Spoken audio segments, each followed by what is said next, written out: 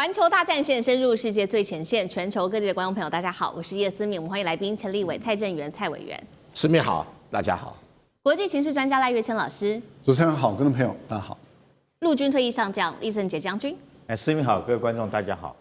好，观众朋友，今天火线话题我们要赶快特别来关心，现在川习会正式进入到了倒数阶段，我们来看到习近平现在手中掌握了哪一个重要的筹码？今天的火线话题3个问题，我们会请来宾来帮我们做解答。第一个，习近平现在最新抢先祭出了一个全新的稀土管制，变得更为严格了，这是他接下来重要的谈判筹码，还是干脆直接跟川普下个马威呢？这是第一题。第二个问题来关心的是，现在川普眼中死盯着这些 AI 高阶晶片的制程，但是我们看到中国大陆早就已经悄悄的切入到成熟制程领域了，这是习近平在现阶段一个新的战略的方向吗？接下来会靠着垄断这些低阶的晶片来反掐，不管是美国的经济或者是在军事领域上面的发展吗？最后今天也会关心美国的晶片封锁这么多年了，但是最新我们看到的结果就是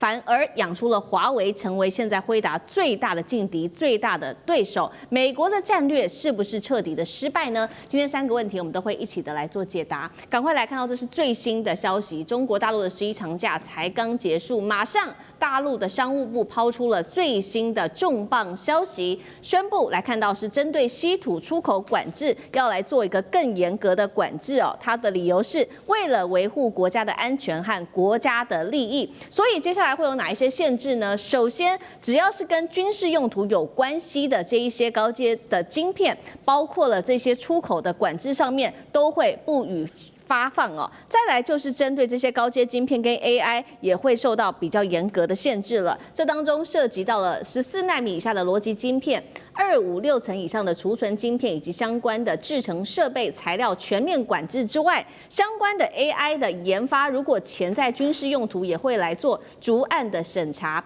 等于现在北京直接把稀土给武器化了，升级到了这些高阶晶片的层级。等于也掐住了全球的半导体的咽喉。大家在关注了10月底，马上就要到了川习2个人见面。习近平现在最新的出手，是不是在给川普一个下马威？中国现在掌握手上的这个稀土王牌，就能逼美国让步吗？接下来对全球的高阶晶片的影响又会有多深重？委员怎么看？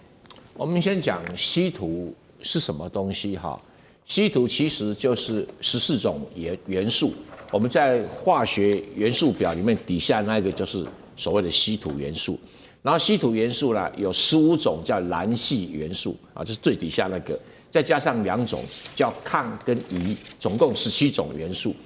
这17种元素里面，镧系元素的15种，它有个特色，前面6种就是原子序比较轻的6种啊，跟后面比较重的9种，比较轻的这6种就是轻稀土，比较重的。后面这9种就是所谓的重稀土，那再加上抗跟乙所以重稀土是8种，然后这个其他的就是轻稀土。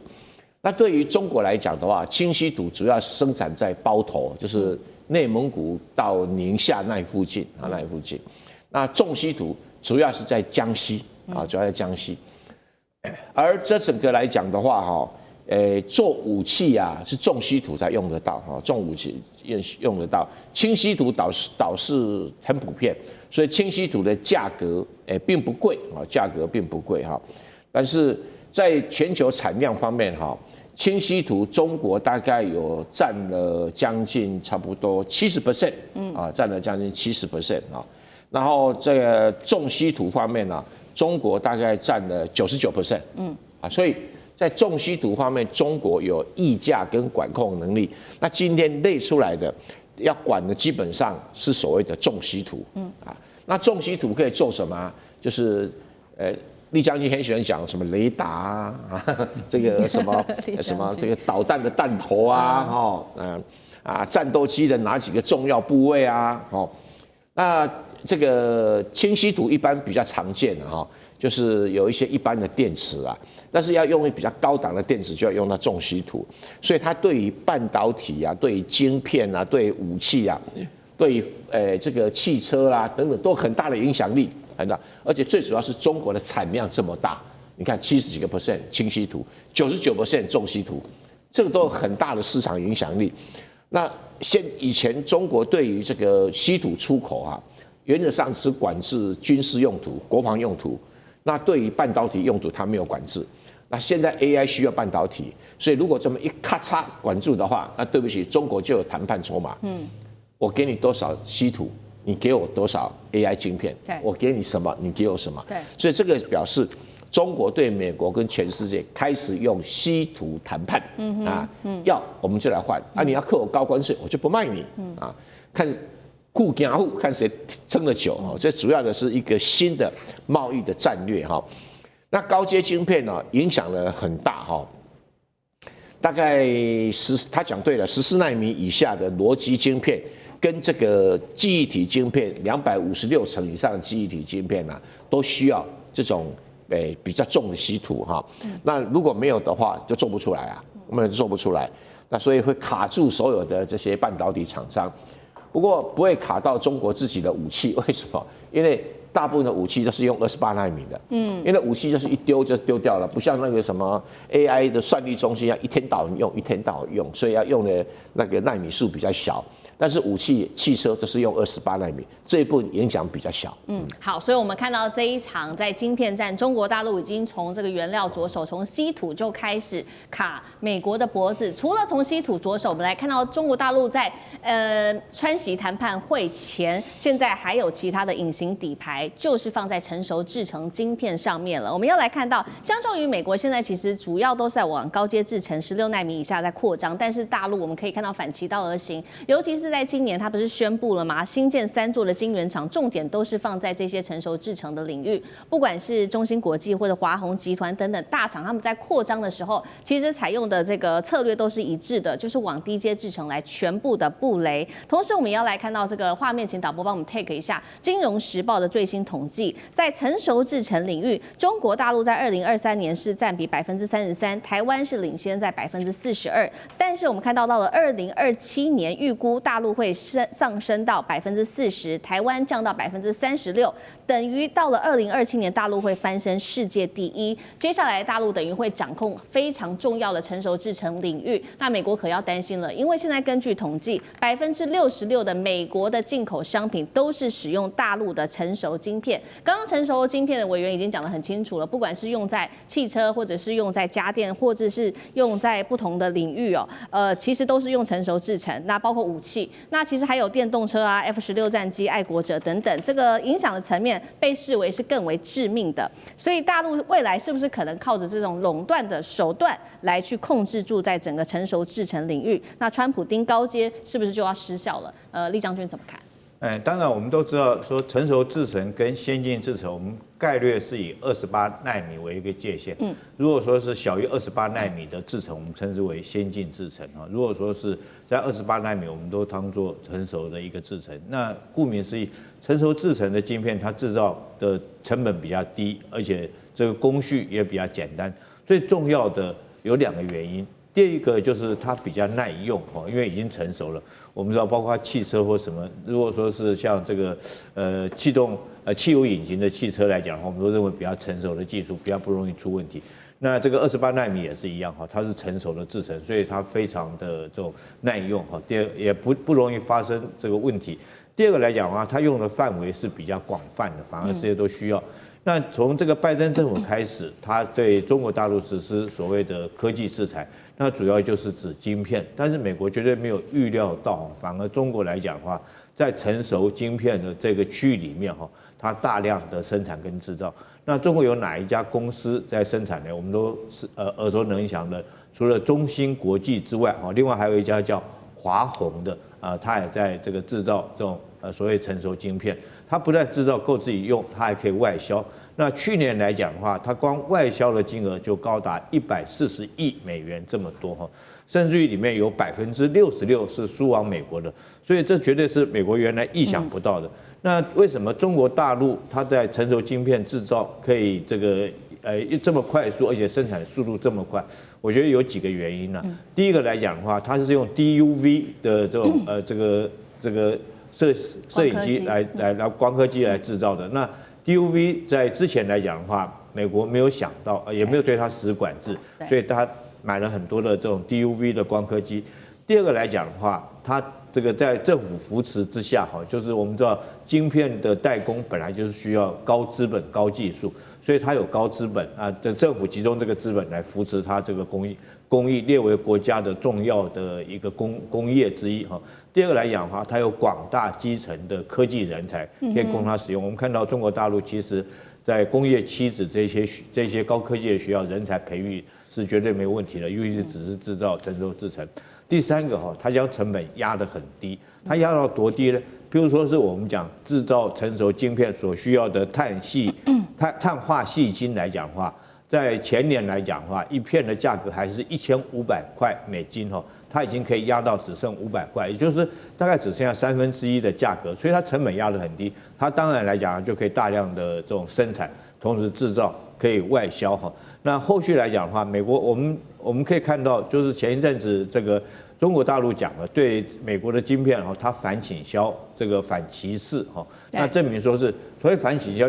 就是言下之意就是我不再需要你美国这个卖晶片给我们了，我们自己能够制造，所以说我不需要你再卖给我们，但是我要的是先进制程，所以它反歧视，就是你不可以用这种高阶晶片，认为说我就不能用这个高阶晶片，所以它反歧视指的是高阶晶片。但是我觉得后续来讲的话，这个中国大陆它的这种在晶片技术这个不断的先进之下它后续来讲，可能我觉得慢慢会从成熟制程慢慢精进到从28奈米到14奈米甚至于更精进到7奈米。现在来讲也已经做出来了，那假以时日来讲的话，我想它突破到先进制程，应该是假以时日它是可以做得到的。好，所以美国眼看中国大陆不管是在持续的发展它的这个成熟制程，甚至往这个先进制程的方向一直不断的迈进，当然也很紧张了。其实，在美国内部出现了2股势力，一股就是觉得说，你过去这么多年来一直对中国大陆做这么多的管制，根本就没有效。但是有一些人说不对，应该要持续做更深、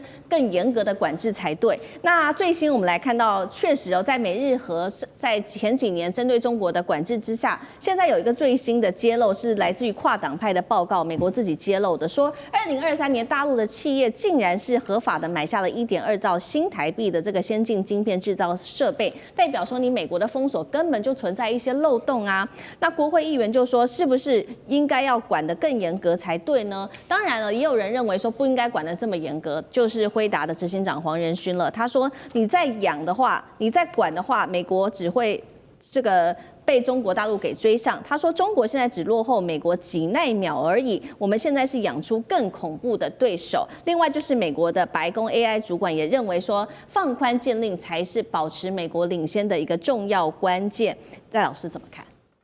管制只是要制造障碍，让你跑慢一点，或者让你跌倒然后最好你就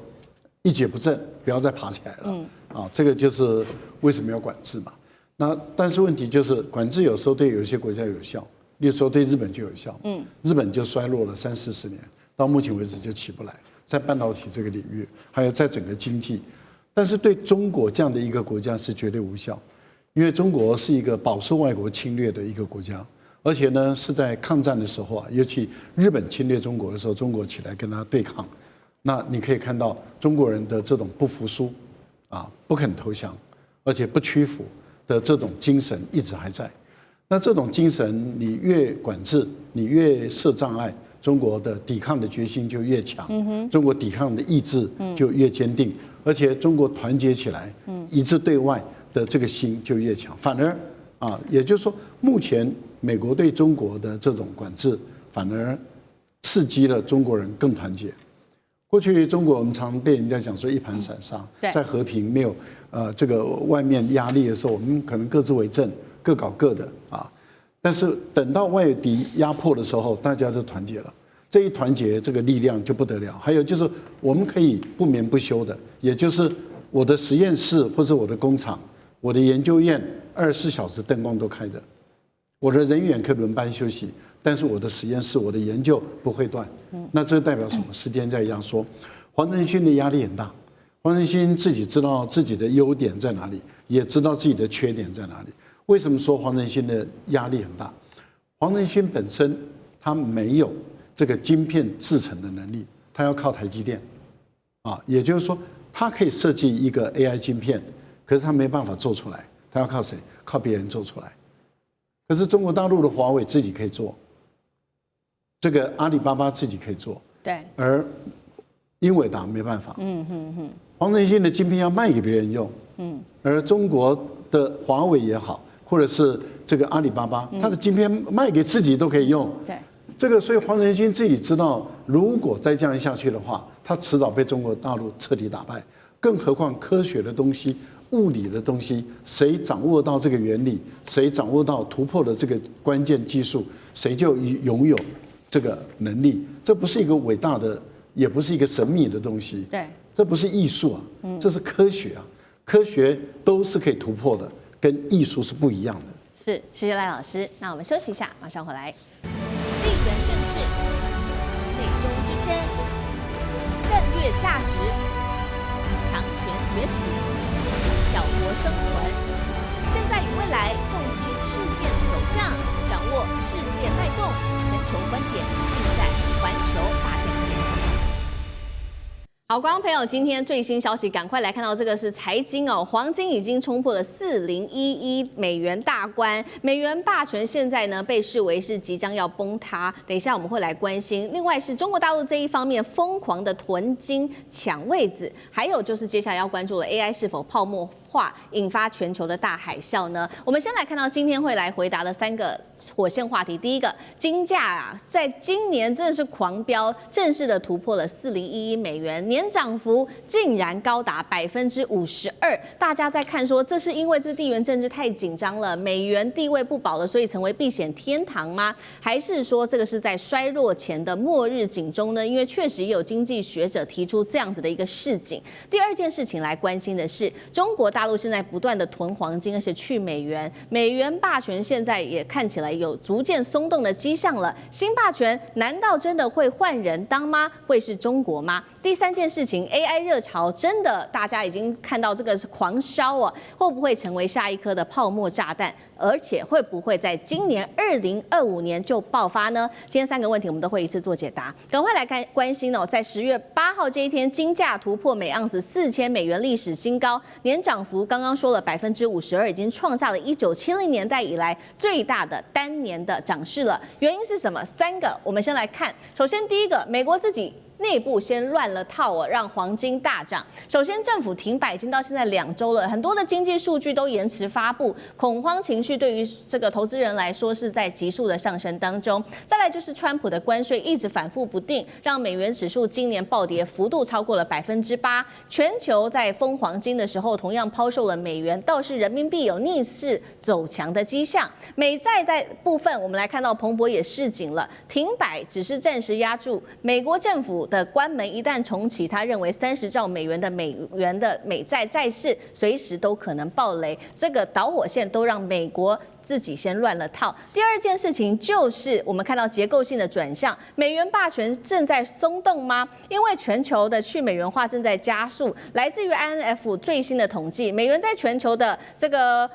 外储的比例从2000年的70%，现在竟然只剩下57%了。金砖国家甚至啊，很多人都不再用美元做交易了，改用自己的这个体系、自己的系统来做交易。包括了俄罗斯跟中国，干脆也都是直接使用人民币或者是卢布来做交易了。最后一件事情就是外部力量的推升，让黄金价格上涨。当然，就是因为现在全球战火连天，不管是俄乌战争、以哈战争，或者是可能发生的台海等等，都加深了投资人的避险情绪。那么中国大陆一方面持续的囤黄金，中国力量也崛起。那么我们就可以看到，连续18个月是大买黄金，它的储备已经飙到了2300吨，黄金在外汇市场的占比已经升至7%了。再来就是大陆的债市同样是大爆发，瑞银估计大陆的债市市场规模会达到25兆美元，仅次于美国，接下来成为另外一个资金的避风港。好，所以第一个问题来特别请教委员怎么看哦？现在黄金飙破了4000美元，到底是避险天堂，还是美国经济衰退前的警钟？投资人可以继续投资吗？黄金涨势现在到中升段，还没有到最终的尾巴，所以目前来讲，黄金价格还会再继续涨。第一个回答你的问题哈，就是传统上我们在避险的时候，第一个想到是美元，不会想到黄金。但是因为美元的信用开始崩盘，去美元化的过程开始了，所以啊，能够取代美元的一种作为一个避险的，我讲避险功能只有黄金，没有别人，人民币也不行，日币也不行，欧元也不行，英镑都不行，货币都不行，只有黄金，所以黄金才会在这一波的，因为美元失信之后的唯一的替代物就是黄金啊。那这个是黄金大涨的最主要的原因。所以为什么在2022年俄乌战争爆发当天，我就喊买进黄金，道理在这里。他喊个老半天，只有李将军有听到，其他人都没听到。那个我们现在为什么叫美元的？它有很多人用美元霸权，其实不是啦。因为美元之所以会成为有这么高信用的东西，是因为2次大战以后，美国政府宣布。每32块美元换1盎司黄金，是，所以如果不跟黄金挂钩的货币都不要买，都不要，不管它是人民币、日币、美元、欧都一样，只要不跟黄金挂钩就不要。所以我在2022年一直在请中国大陆人民银行用人民币跟黄金挂钩，他们偏偏不听啊，没办法啊，所以失去了一个成为人民币霸权的一个很好的机会。好，那我们来说一下啊。美元为什么信用会崩盘？就看上面那个政府停摆啦，关税反复啦，什么美债暗潮汹，美债是不会暴跌啦，但是美元没有人要买，干嘛我买美债呢？哈，所以这个一卡一卡，然后所以因为全世界的央行，大家以前习惯上拿美元，中国大陆自己也是拿一堆美元当储备啊，那现在自己知道犯错啦，我算过，中国大陆2022年到今天没有做正常的。黄金财务操作至少赔掉多少？赔掉4000亿美元，至少赔掉这么多。什么叫4000亿美元？就400艘航空母舰，这样好吧，不骂他了哈。然后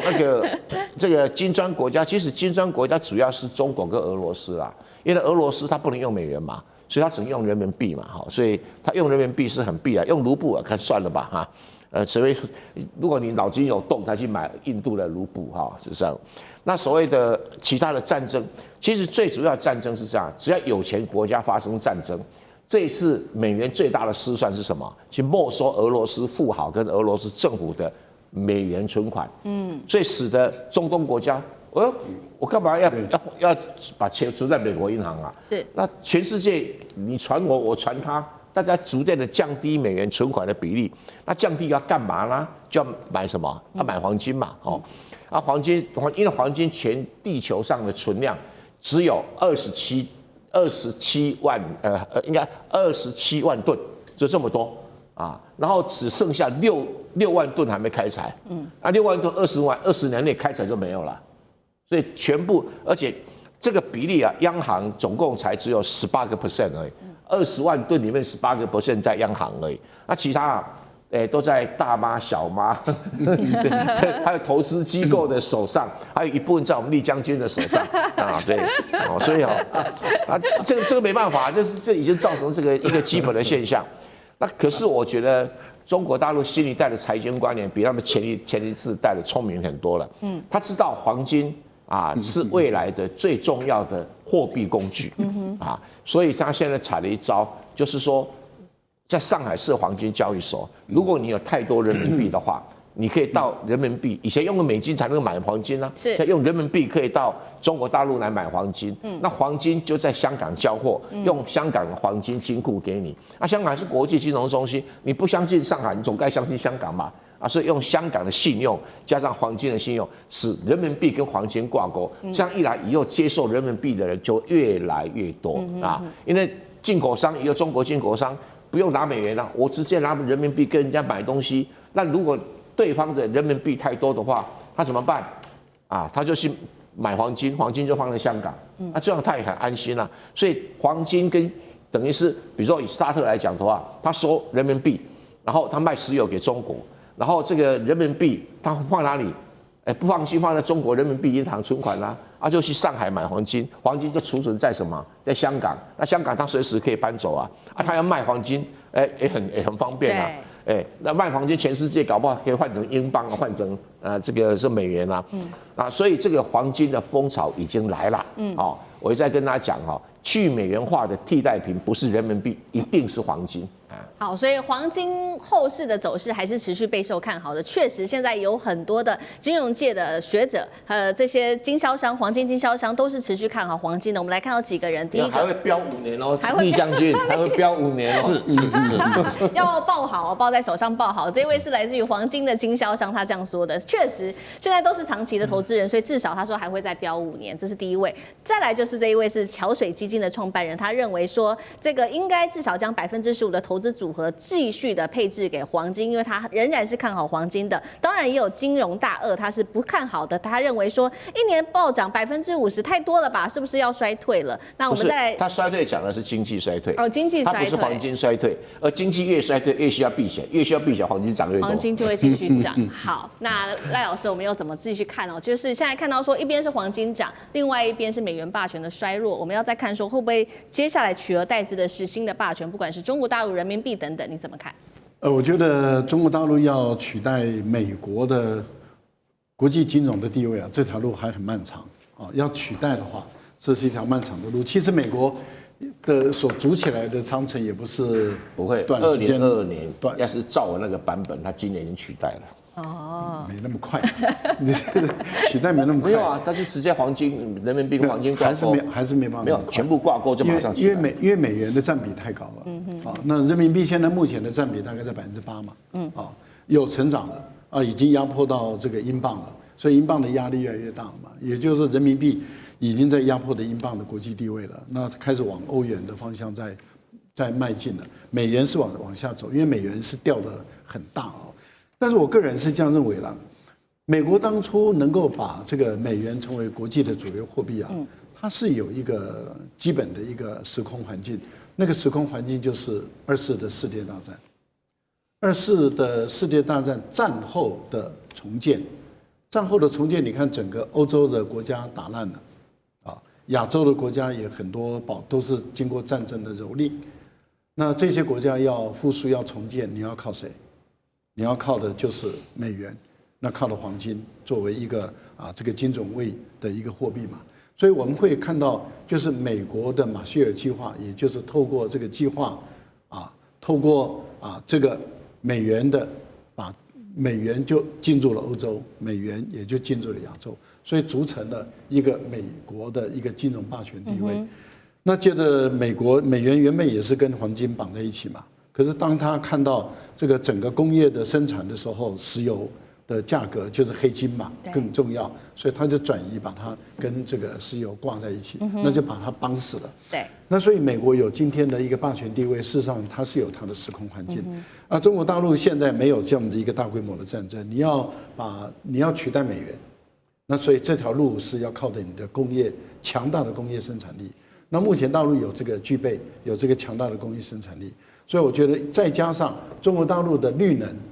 清洁能源的输出，已经从去年到今年都超过美国。去年超过美国300亿美元，今年上半年1到8月已经超过美国400亿美元。这代表什么？大陆的绿能的输出，其实也让中国大陆的这个人民币那么赶上当然取代还有一段路，赶上我觉得是有可能的事情。好，另外一方面，我们刚刚看的是货币嘛，不过我们也来看一下，那这个股市 AI 是不是可能会有泡沫化，成为金融核弹哦？因为现在来自于哈佛学者最新的说法，他说 AI 公司烧钱买这个辉达晶片，但是收入都远远追不上，他认为这可能会跟2000年的网络泡沫一模一样。那厉将军怎么看？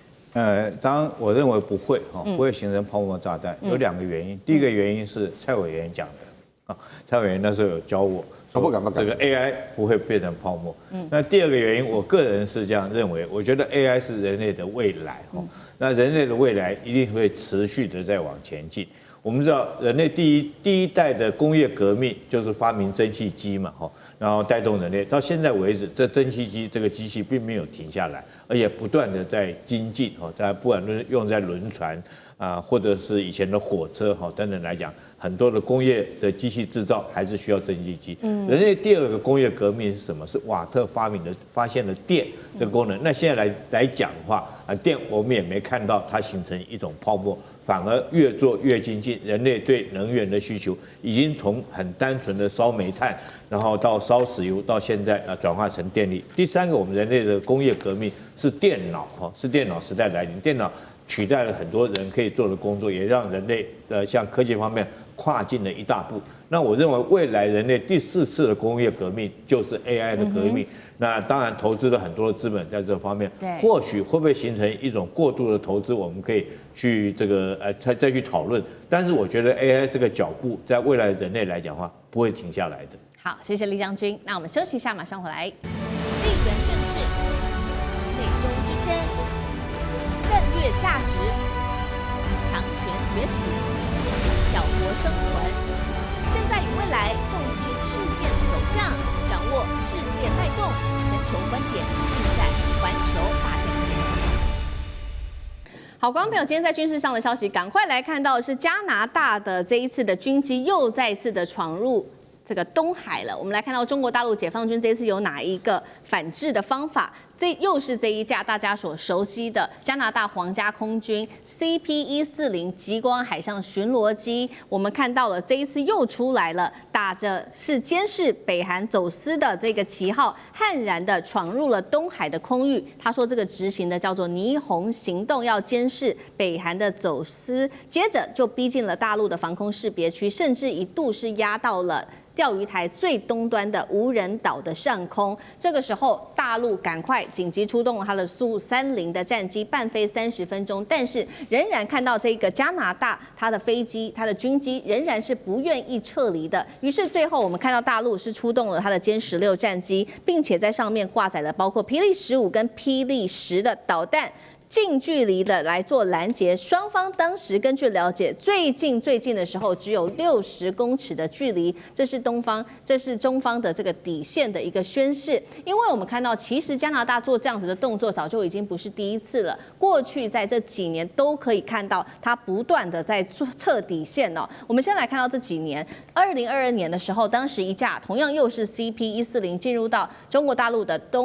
中国的东海的上空，被歼10近距离伴飞之后驱离，双方当时甚至距离不到5公尺。2023年，同样他又打着监视北韩船只的名号来接近，被歼16挂实弹给逼退。去年2024年的时候，5月，他更是军机抵近了南海这边，说要做侦查，被解放军以警告弹道来做锁定。所以节目一开始特别来请教赖老师怎么看加拿大这一次说是带美来探路的行为，好像看起来越来越频繁了。那么接下来这样子的一个抵近侦查，是对于解放军来说进行情报的刺探吗？还是他不断的在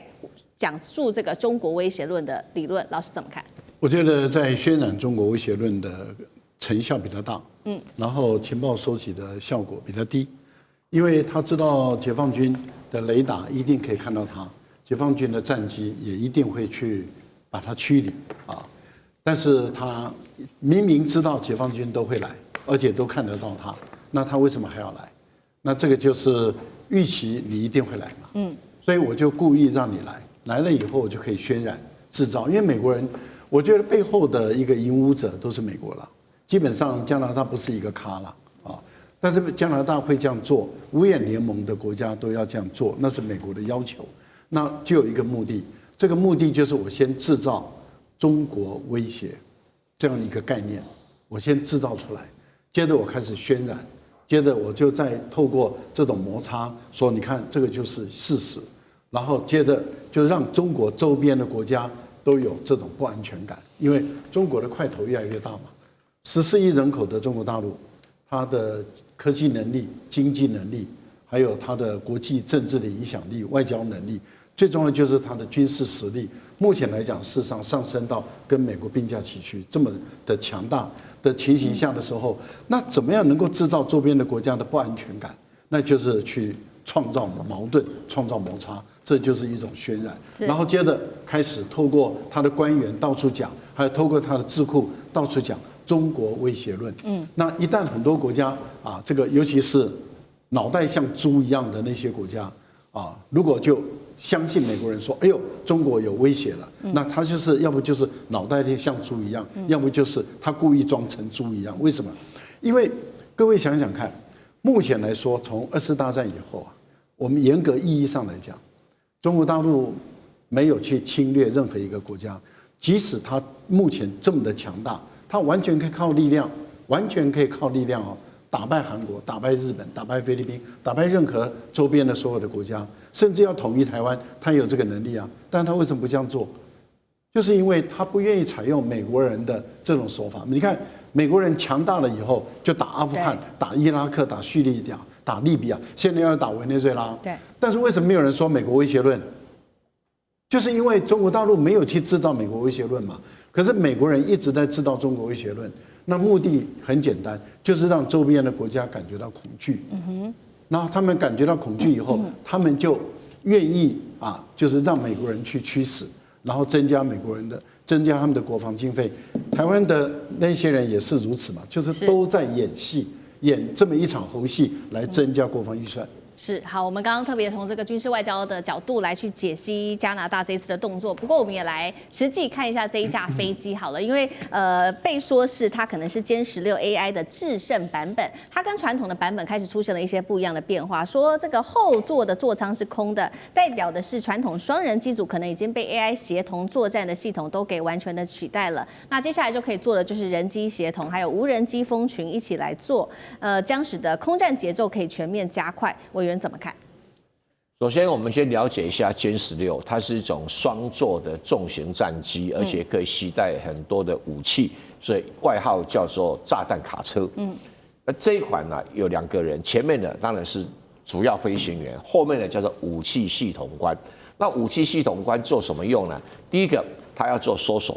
第二，他要做锁定；第三个，他是攻击。那这个有什么差别呢？第一个，在搜索的时候，它可以用这个各种雷达系统来搜索，可以跟地面联系可以跟很多的你找得到的自己的这个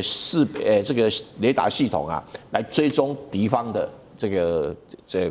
目标。那第二个呢，就是所谓攻击。那你攻击的时候，你要选择怎么锁定。那锁定好了以后，你用攻击的时候，你要选择什么武器？到底你是要用反辐射这个飞弹去打这个雷达，还是你要用巡弋飞弹去打这个什么地面上的目标还是你要用这个精准炸弹，或者说你要用这个空对空的飞弹？那空对空的飞弹，你要用近程的这个霹雳10还是中程的霹雳15？都是武器官在很短的时间做选择然后在攻击的时候，你还要不断的把目标的变动的数据从各个地方传来传出去，互相去搭配这个是整个的武器系统官做的事情。可是同时的，它在所谓的操作的武器里面还包括什么？包括无人机，无人机跟它可能同时在进行，而且它能够做敌我识别，不要打到自己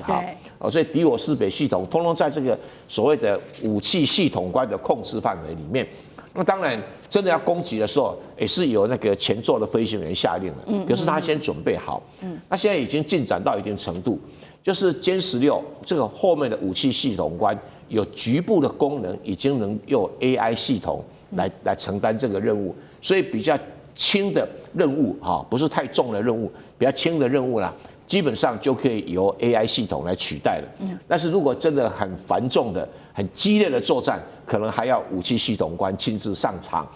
这个就是2个的差别。但我们知道，终有一天这个武器系统会取代武器系统官，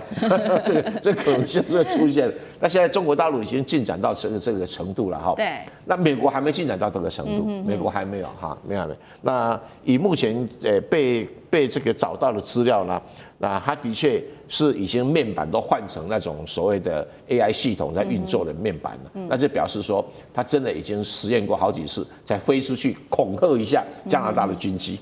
好，我们刚刚看到的是大陆这个空中战力歼16的这个升级那另外一方面，我们也要来看到它的海上力量同样有在做升级，这是来自于央视官宣的最新消息曝光。我们赶快来看到这一架，它是最新的隐身攻击级无人机攻击2-1正式的部署在福建号的航母上面了，代表大陆的海军正式的迈向无人化的舰载战力时代。未来甲板上大家很期待是2架，包括了刚刚提到的攻击2-1，这个是无人的嘛，那再加上歼35隐形战机，大家就在看出它是否可以一起同时出击。那如果未来组成了所谓的空中刺客，再加上歼15T还有空警600在后方支援，美军挡得住吗？厉将军怎么看？我们都知道，在俄乌战争之中，我们发现了无人机已经改变了陆上作战的一个格局哈。那海上无人机来讲的话，也势必会改变海上海战的一个格局。那为什么我们这样讲呢？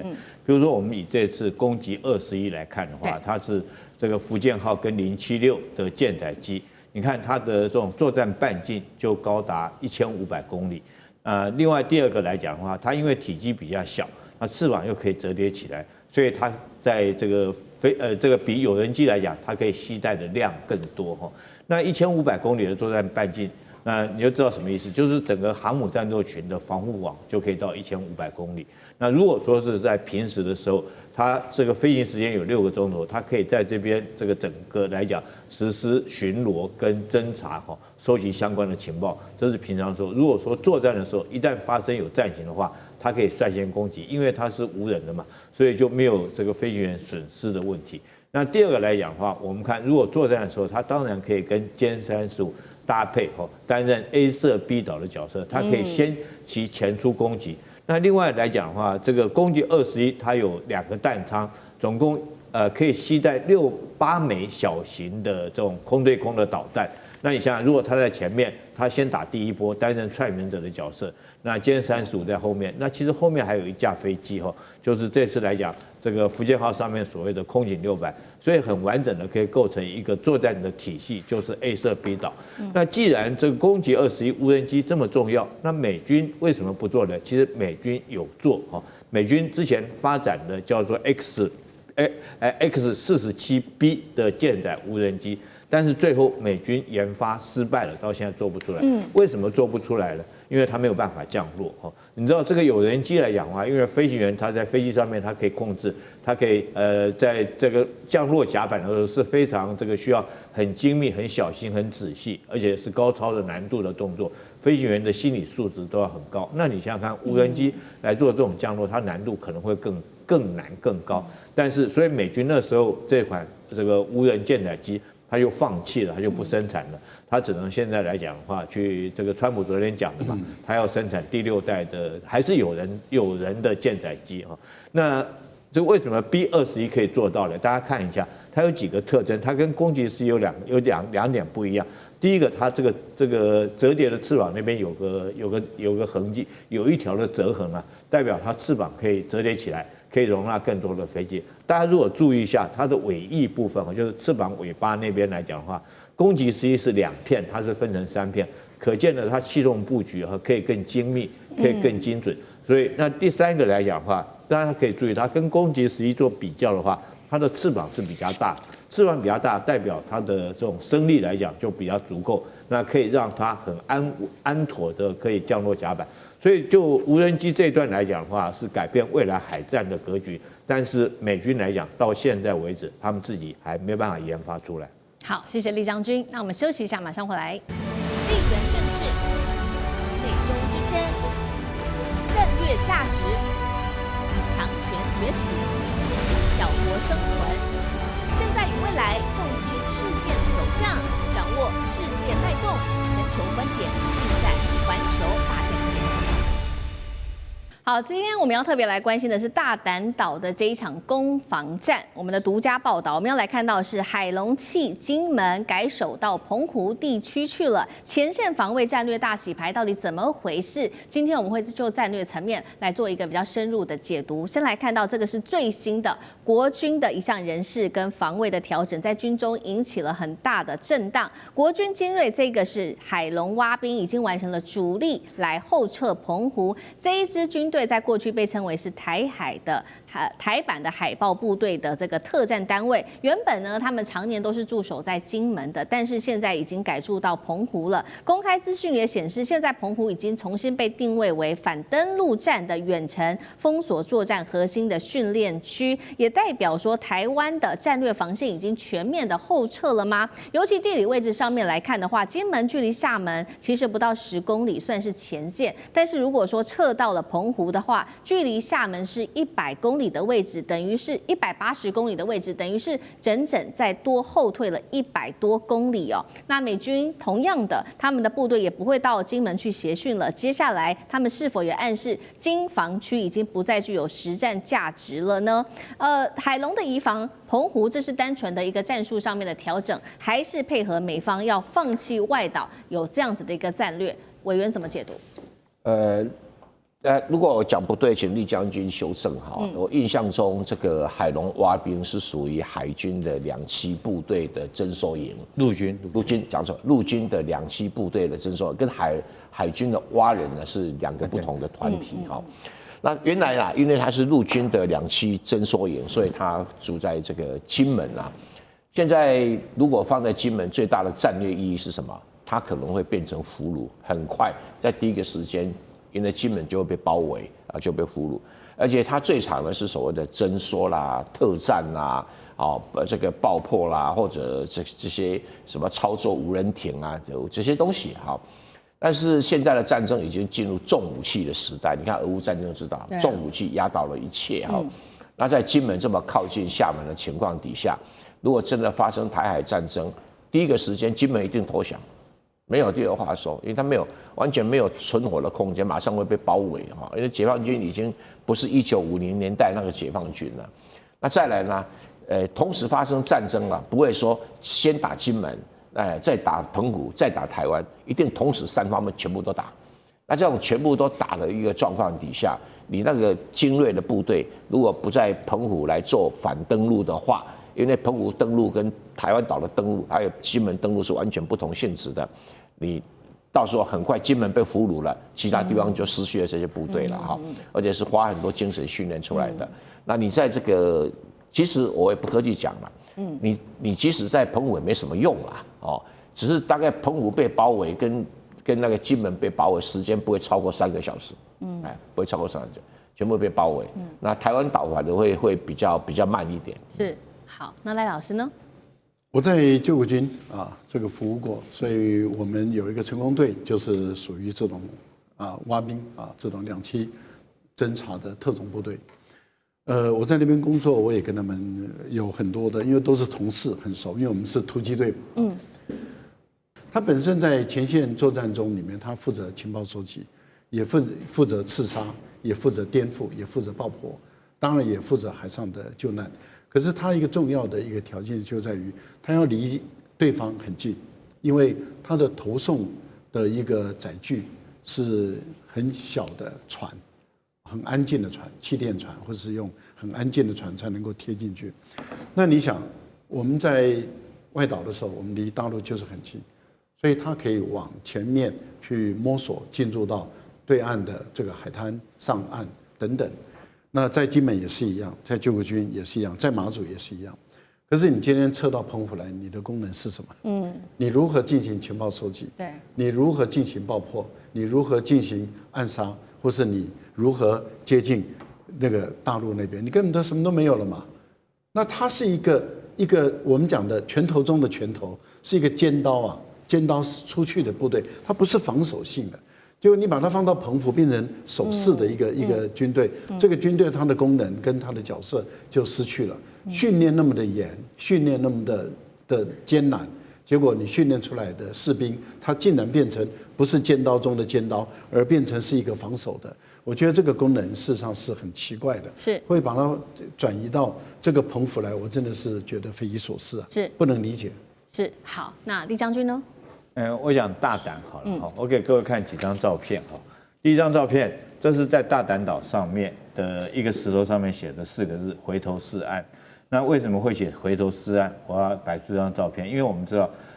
闽南地区很多移民到南洋去的，都是从厦门出海。从厦门出海，他都一定会经过大胆岛。那时候提醒这些这个准备移民的这些民众，跟他们讲回头是岸哦，你再考虑一下要不要去。可能此生一去以后就没有机会再回来了。那我讲这个主要是告诉各位知道，是大胆岛的地理位置，事实上是厦门航道里面必经的一个岛哦，所以它这个岛是非常重要。这个我给各位看一张照片哈，这张照片可能大家都有看过了哈。这是你？这是对，这是我，这是在大胆岛上面的一面墙，上面写的三民主义统一中国哈，这是在80年代的时候的新战标语。那这面墙代表什么意义呢？就是它跟厦门很近。进到这面墙，让厦门那边用肉眼就可以看得到。所以我这张照片主要表达说是这个大胆跟厦门是非常近。那刚刚前一张是说它的航道是非常重要，是大胆在这个地方非常重要。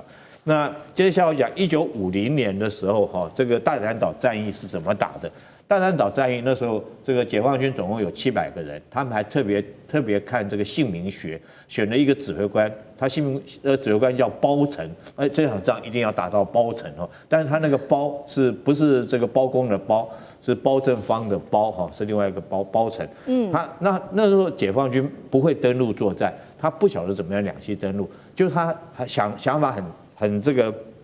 很单纯了哈，他。一个部队从这边登陆，一个部队从这边登陆。等一下我再给你看，这中间这个是一个沙滩哈，那这两边是高地，这个叫南山高地，这叫北山高地。他两个部队从这中间登陆，半夜的时候他这个抢滩登陆，一上来以后你知道发生什么状况？就是阿兵哥都非常紧张嘛。你说登陆抢滩作战，谁不害怕，谁不紧张？就看到前面有影子。他们就互相开枪了，那你一开枪我也开枪，就变成这两支部队都是友军，都是共军，他们在互打，后来打到一半以后，那时候已经伤亡很多了，在这沙滩上面已经伤很多，打到一半以后，他发现不对，但是对面是自己人，就喊停火，停火，不要打了，不要打了，所有人都趴在沙滩上面哈，这时候大概凌晨3、4点钟的时候，都趴在沙滩，怕打到自己人就不打了。不打，这时候这个南北哈守军来讲，你看这个是蓝色的，南北守军营长是在南山这边，好，等一下我给各位看相片。他这时候他也不晓得北山通讯完全中断，他就叫他的传令兵叫赖声明，哦，从这边跑过这个沙滩到南边去看，说南边这个部队有没有被打掉，还在不在？然后如果说还在的话，说早上7点钟两边开始同时发起攻击。就赖声明就从敌阵中间跑过去，跑一个还在，营长交代说明天早上7点钟同时发起攻击，然后他又跑回来，他可以在敌阵里面来回跑2次，因为这个天黑状况之下，那种这敌情不明状况之下，其实而且大家都穿着军服哈，所以说他居然可以这样在这阵地里面来回跑。当然在第2天早上天亮的时候，南北同时发动攻击，然后将中间沙滩的共军就全部歼灭在沙滩上面。那我给各位看一下哈，这张也是我照的照片，这个是我在那边处理未爆弹所炸出来的一个效果，这是炮弹，是真的炮弹爆炸。那我照的位置就是在北山。这个思敏，你假如说你是指挥官，这时候你站在这边，你的视角看大胆岛就是这个样子啊，就这个样子。那这个就是我们刚刚讲的，这是北山，这南山指挥所。那你想想看，中间这个沙滩这么浅的一个沙滩，那如果说是共军以现在来讲的话，他绝对不会再犯这个1950年的那个错误哈，他一定会用什么？第一个，他会用无人机来侦查你这个部署的一个状况、先例状况，他也不会用挖人上来，他用无人机就可以看。那第二个来讲，他直升机这边距离那么近，他如果说武装直升机，包括50过来，可能就对我们先期的做这个阵地攻势做一个攻击跟破坏哈。第三个，我跟各位报告哈。你知道这个距离我刚刚讲的，距离大陆厦门只有4.4公里，4.4公里是迫击炮的射程呢，就是说用迫击炮都可以打5公里，它迫击炮都可以打得到。那再来，如果它要登陆作战的话，以解放军来讲，这个沙滩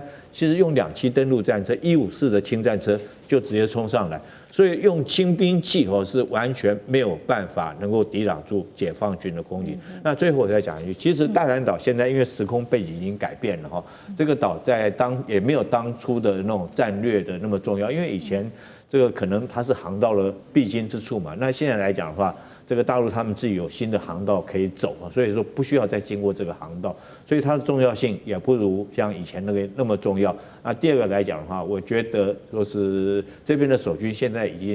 经比较属于那种政治意识，就是说，比如说我还占领了这个岛的意义比较大了，是那军事上的意义已经不大了。好，谢谢将军。地缘政治、内中之争、战略价值、强权崛起、小国生存，现在与未来洞悉事件走向，掌握世界脉动，全球观点尽在环球大战线。好，现在菲律宾的内部受到了3个重击，所以在求中国大陆会不会求助无门呢？我们等一下会来关注，尤其现在内部又爆发贪腐等等的问题、政变的问题，小马可仕是否下台要正式的进入到倒数的阶段了呢？等一下都会一起的来做解答。赶快来看到，其实，在最近真的菲律宾遭受了3重的打击，不管是天灾，不管是人祸，甚至是政变。首先，我们来看到地震，这个才在最近宿务发生了6.9强震，震源深度10公里，甚至有火山喷发的问题。再来就是另外一场台风博罗伊侵袭菲律宾，造成10人死亡，也有超过43万人至今被紧急的疏散。我们看到在这么多的灾害当中，但是菲律宾非常的感到错愕的就是他们的重要的盟友，所谓的美国、所谓的日本跟澳洲，人都去了哪里呢？没有人来出手帮忙菲律宾做这一些内部的救灾等等的问题，所以现在内部就爆发了声音。马尼拉的街头有许多的民众在喊说：“中国能不能再帮忙我们一次呢？”菲律宾官方也喊话了，希望北京你可不可以做一个邻里的情谊呢？接下来我们等一下会请来宾来解读，那大陆的态度又会是什么？我们刚才看到，确实在小马可仕在过去这几年之间不断的在南海激起这个冲突，但是在这个过去的10年，大陆还是每一次菲律宾遇到难的时候，都率先雪中送炭来做帮忙。我们来看到，在2013年，当时海燕台风发生的时候，大陆就捐赠了许多的资金，甚至是医疗件哦。2017年的时候，马拉维爆发了这个恐攻的威胁的时候，大陆也提供了枪械、弹药等等去帮忙菲律宾的政府哦。但2020年，当时疫情爆发的时候，大陆赶快送了第一批的医药团队抵达马尼拉来送快筛跟疫苗。2022年，当时又爆发了另外一起台风，大陆也赶快用军舰物资来支援菲律宾。那这一回呢，菲律宾的态度这么的不好之下，中国大陆会以德报怨吗？还是会看清小马可仕的这个嘴脸，选择冷眼旁观？委员怎么看？我觉得中国大陆在国际外交上一定要分清敌我要分清好坏以菲律宾的总统小马可仕这一段时间的表现，中国没有任何理由去帮助菲律宾什么事情，就保持冷漠相待就好了那有人当然讲说菲律宾总统跟菲律宾老百姓没有关系。我跟你讲，国际政治很现实。你今天给了菲律宾老百姓，不表示那个政客就会转向，那你不是满脸豆花？中国大陆经常会让人家觉得说，为什么人家不怕你？因为你不会去分亲疏远近跟你比较近的如果哪一天发现说跟你比较远的拿得更多，他开玩笑，那当然以后就跟你保持距离了嘛所以要让什么你的对手怕你。要让你的什么好朋友怎么样亲近你，像你对这个巴西，这种态度那 OK 但是小马可仕的行为是非常恶劣，你要让菲律宾人有一种感觉，小马可仕不下台，我中国不帮忙。这个态度一定要摆得很清楚。当然不用公开去讲，就说你就很简单讲你们的小马可仕总统不太欢迎我们很想帮你忙，也不太方便，就这样就好了所以让这些菲律宾的民众去产生对小马可仕更严重的反感。因为小马可仕的行为已经恶劣到无法去形容的这个人整天正事不干，坏事干尽。那你去帮他这个忙干什么？那让这些受灾的人民更加痛恨他，这是对的那以前帮这么多忙，那以前的总统没有这样子对不对？以前总统不管好坏都还是以礼相待，小马可仕不是你看那个脸，那个脸就根本像那个赌场出来的吸毒吸得很严重的人了，对不对？真的是这样。所以杜特地说他吸毒，我觉得这个可能性是非常高的哦。所以这个时候我们不要去当这种衰好人，懂吗？哦，千万不要以德报怨，好，一定要什么呀？现在这个世界国际政治上是什么？一报还一报，不还就不来。好，另外一方面，确实在发生了这么多的事情之后，现在菲律宾的内部的人民对于小马可仕来说，是真的不满情绪持续的升温。尤其最近因为这个非常多的这个天灾人祸嘛，所以我们看到他们的防洪的经费高达180亿美元，结果竟然发生什么事情啊？换算是1兆披索都被官员给私下吞光了，小老百姓们气翻了。我们看到这张照片，所以他们就走上了街头做这个大游行，街头民众狂喊：“小马可仕，你快点下台吧！”网红也不断的在平台上面开炮。同一时间，军方内部又爆发了风暴。来看到最新消息，8名的退役将领，他们暗中要策动这个叫做柔性的政变，要求现任的这个参谋总长撤回对于小马可仕的支持，改为支持萨拉杜特地副总统。接下来怎么看这个政军的角力？将军怎么看？我觉得这只是刚开始而已哈。这次虽然说是柔性政变没有成功，但是绝对后面会接二连三的来哈。但是这次来讲，我认为这个政变没有成功，倒不见得是这个他们的参谋长和参谋总长把这件事情压下来。我认为是美国在后面使力的关系，因为你注意到，他们要拥戴的是副总统哈，这个杜特地沙拉来担任这个总统，然后政变之后要拥戴沙拉是亲中的，这是绝对是美国没办法接受的。那当然，我相信这是背后一定是有美国力量把这件事情压下来。可是你美国能够压这次，你能够压下一次吗？这是第一个。第二个来讲，我们看菲律宾现在的状况来讲的话，他在基层的民众，由于这次的天灾来讲的话，已经造成民众更大的痛苦哈。这个上兆披索的这个防洪的预算就这样子被贪污弄光了，然后刚好又紧接着发生了台风来袭，让老百姓生活在水深火热之中。其实这次台风对他们来讲的话，除了说道路会被这个摧毁之外，在家里面这个被水淹掉之外，另外农田因为海水泡过以后，那农田也没办法收成了，所以民众生活是非常的困苦的。那另外来讲，这是民众。那如果说高层来讲，我们看到这个菲律宾政局来讲也一直动荡不安。最早沙拉也传出来，他曾经讲过一句话，原来两个还这个貌合神离的一起来竞选总统跟副总统。但是之后今年年初的时候，我又听到沙拉放出一个风声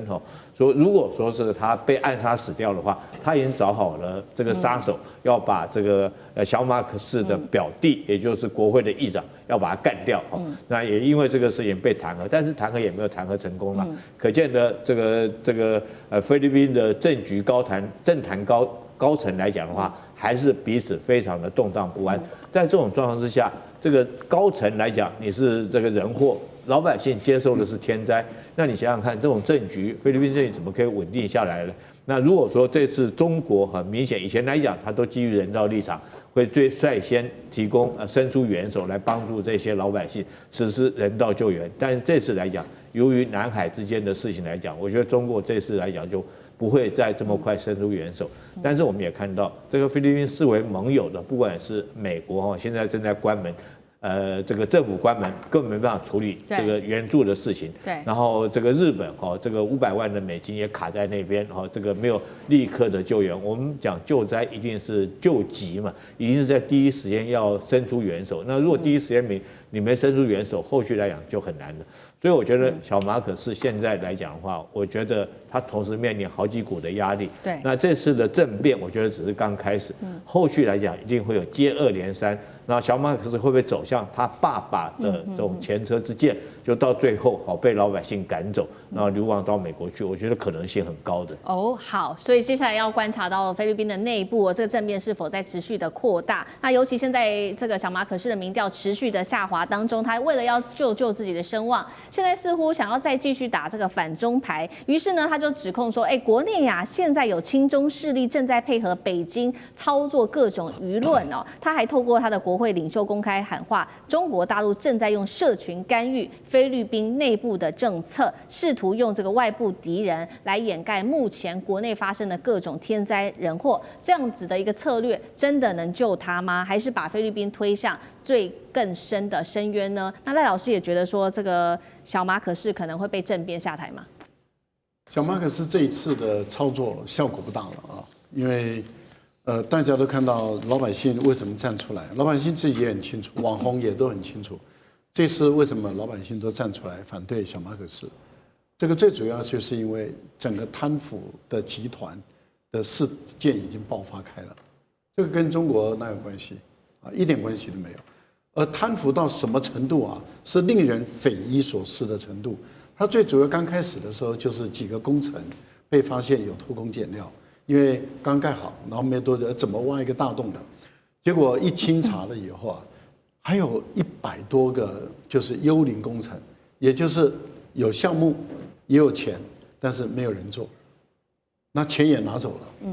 那这个贪腐的情况就非常严重，而且呢都跟小马可仕有关，所以小马可仕的堂弟啊，原来的国会的议长也已经辞职下台了，因为都在被调查。这代表什么？老百姓的民怨啊，事实上是来自于小马可仕的贪腐，再加上这次的风灾来了以后，老百姓看得很清楚啊。过去杜特地的时代有灾难的时候，中国会伸出援手，而小马可仕他背后的靠山是美国，结果美国没有伸出援手。那也就是说，杜特地跟中国的关系很好，中国在菲律宾有灾难的时候会出来帮忙，而现在的小马可仕，菲律宾断绝跟中国的关系，跟美国好，结果美国并不会来帮忙，美国连自己的国家都不会帮忙的，怎么可能帮你这个国家的忙？在这样的情形下，你想想看，当小马可仕在操作这种仇中反中，然后说中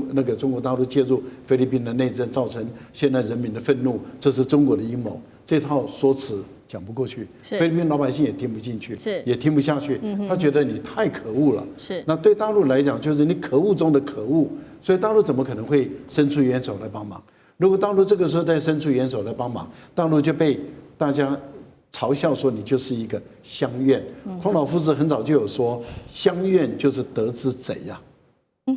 这个孔老夫子几千年都已经告诫我们不要当乡愿，乡愿就是烂好人，不是假好人，叫烂好人。烂好人就是没有是非，没有标准，没有亲疏远近，这种叫做烂好人。那如果你要选择当烂好人，那你就作践自己，因为你只有让全世界人瞧不起你。我觉得大陆不会